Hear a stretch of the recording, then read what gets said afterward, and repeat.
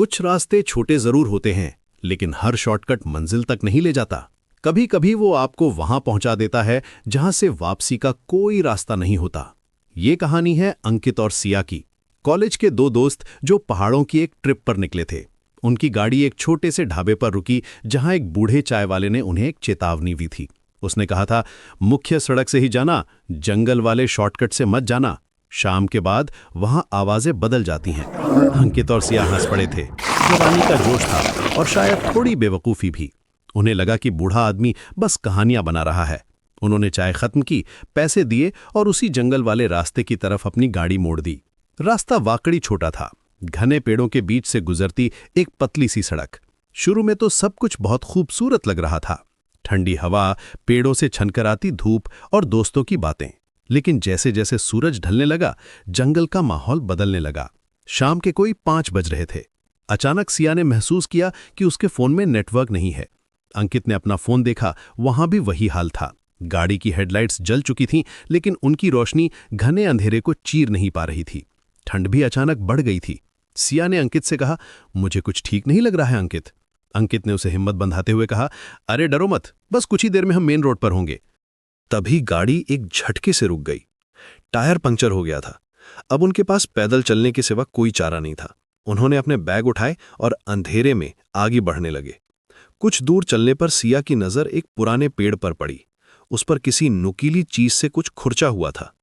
उसने टॉर्च की रोशनी में पढ़ा, मत रोको, वो देख रहा है। सिया का दिल जोर से धड़कने लगा। उसने अंकित को दिखाया। अंकित ने उसे शांत करने की कोशिश की।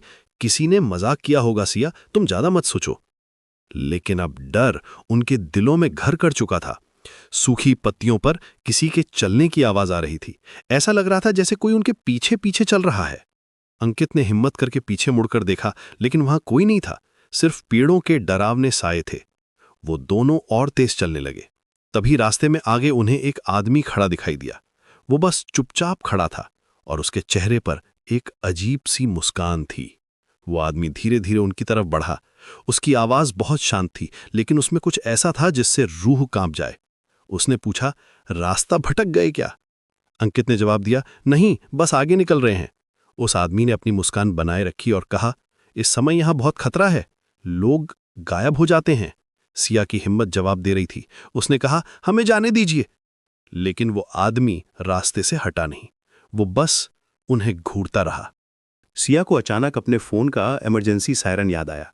उसने चुपके से फोन निकाला और बटन दबा दिया। अचानक जंगल में एक तेज, कान फाड़ देने वाली आवाज गूंजने लगी। आदमी चौंक गया। इसी मौके का फायदा उठाकर अंकित और सिया ने दौड़ लगा दी। वो बेतहाशा भाग रहे थे, बिना ये देखे कि कहां जा रहे हैं। सायरन की आवाज पीछे छूट रही थी, लेकिन उन्हें अपने पीछे कदमों की आहट अब भी सुनाई दे रही थी। भागते भागते उन्हें दूर एक रोशनी दिखाई दी, एक पुरानी लकड़ी की झोपड़ी। उन्होंने पूरी ताकत से दरवाजा पीटना शुरू कर दिया। अंदर से एक बूढ़े आदमी ने दरवाजा खोला। वो एक लकड़हारा था। अंकित और सिया ने हांफते हुए उसे सब कुछ बताया। लकड़हारे ने उन्हें अंदर बुलाया और दरवाजा बंद कर लिया। उसने बताया, तुम लोग बहुत खुशकिस्मत हो जो बच गए। वो आदमी एक लुटेरा है, जो भी यहाँ अकेला मिलता है वो उसे लूट लेता है।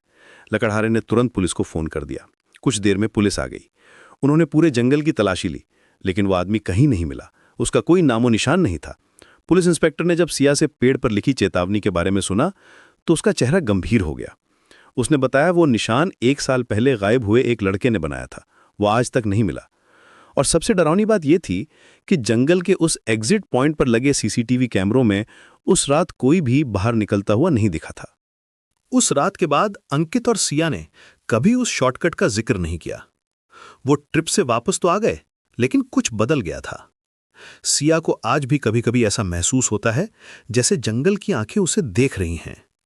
उसे उस दिन समझ आया था कि हर चेतावनी मजाक नहीं होती और हर सन्नाटा खाली नहीं होता।